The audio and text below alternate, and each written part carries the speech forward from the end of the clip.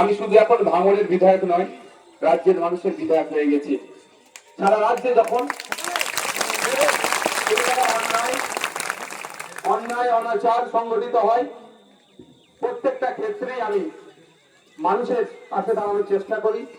সেই গঙ্গা ভাঙন হতে পারে, পদ্মা ভাঙন হতে পারে, পুরুলিয়ায় জঙ্গলের অধিকার কেড়ে নিচ্ছে, ঝাড়গ্রামে জঙ্গলের অধিকার কেড়ে নিচ্ছে, আদিবাসীদের দুরবস্থার জন্য তাদের পাশে থাকা, দলিতদের উপর অত্যাচার হচ্ছে।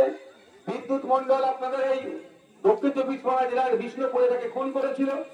ওদিকে শিকারি মোড়া, বিভিন্ন জায়গায় যখন অন্যায় অনাচার সংগঠিত হচ্ছে, আমি ছুটে যাচ্ছি। ফলে এখানেও আসতে চেয়েছি, কিন্তু সময় আমার হয়ে ওঠেনি। আমি অবশ্যই আসতে এসেছি। তবে আজকে আসার আগে খবর পেলাম যারা এই হত্যাকাণ্ডের সাথে যুক্ত দুজন, তার মধ্যে একজন জামিন পেয়েছে। ব্যাপারটা হচ্ছে যে অন্যায় করেছে সে শাস্তি পেতে সবাই চাইতো নাকি? তারা সেটা হাত তুলুন তো ভাই।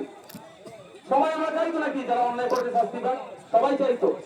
তার বাইরে মিথ্যা করে কেউ ভাষা